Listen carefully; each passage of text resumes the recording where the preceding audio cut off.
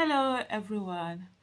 So I just listened to a press conference that was given by the National Publicity Secretary of the Labour Party on the issue of the allegation by the National Treasurer that the Labour Party chairman had embezzled monies that were meant for the party.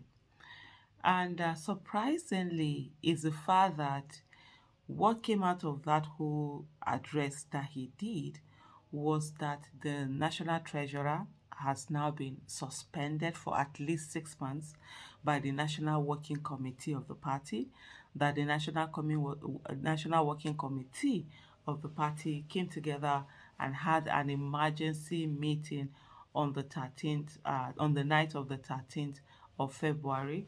And of course, on the 14th of February, which was yesterday, was when Labour Party put forth all of what it had done. And so in my head, I'm thinking, okay, part of the things were that, that the national treasurer had done a press conference without authority from the party, without this, without that, and a whole lot of things. But after all of that, there was not a mention of the allegation, not a mention to say, okay, while these are the allegation, we're going to do something about it, we're going to do investigation, because that's a proper thing to do. Where there is such allegation that are ongoing, the proper thing will be that we will say, okay, you're going to investigate, you're going to find out what the true state is. Are there any truth to this allegation, or are they just mere allegation? But all they were more interested in was, that the person of their chairman had been dragged in disrepute. They're trying to, it just doesn't make sense. And this is what we see again and again and again in most parties in Nigeria. There doesn't seem to be internal party democracy.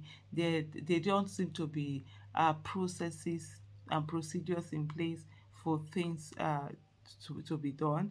And then you always have this stifling, just you stifle people's voices, and almost like an oppression and a gang up the moment one person speaks out, and then that person's voice is gagged.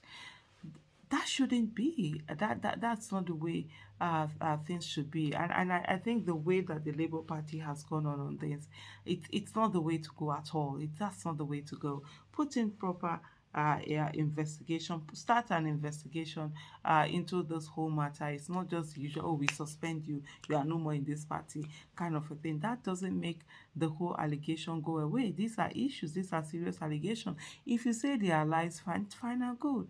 Prove them, prove these lies out, but not to sit down and say, oh, you want to gag the person and not allow the person to speak. So just take a listen to the press conference that was done by the National Publicity Secretary. February also disrated a constituted authority of the party by addressing a world press conference. Many of you were there at Asokoro, where she disparaged the person of our national chairman and also brought the party to disrespect and to opprobrium.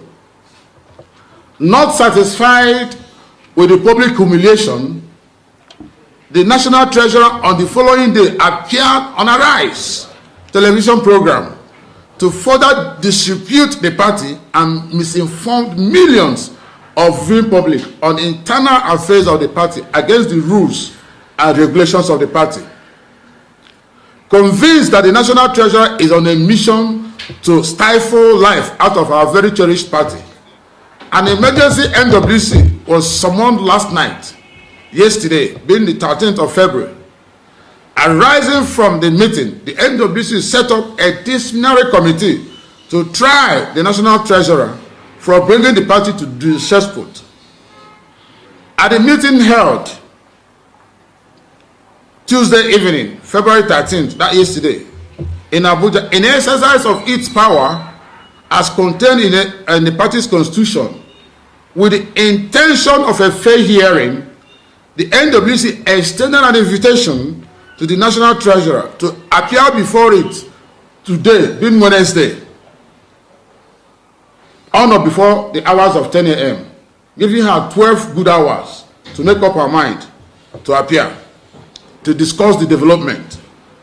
The party regrets that the national treasurer shunned the invitation by the disciplinary committee to clear herself and her actions.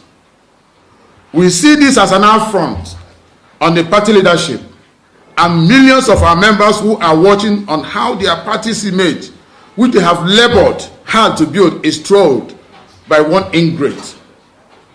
The disciplinary committee has, however, recommended to the National Executive Council of the party, to the National Working Committee, that Mrs. Oluchi Opara be suspended from the Labour Party for a minimum of 6 months. This suspension is with immediate effect. This suspension is with immediate effect. We sincerely regret this development, but it has to be. We, however, urge all our team members to understand that this is a price to pay for success. We will continue to reform the party until we achieve the best. So, Good enough to drive our new Nigeria agenda. Thank you, and God bless you. who makes allegation is the one that is suspended and not the person that allegation were made against. And if you say that according to your rules, uh, it's it's wrong for someone, for a party member to come out and make such public disclosure. These are things that are supposed to be handled in house and all of that. You have a certain way that you go about in punishing anyone who does this, certain measures that are taken against anyone who does it. Okay, fine, understandable. Rules are rules and they have to be obeyed. Then what rules does the party have against people who have been accused of this kind of embezzlement?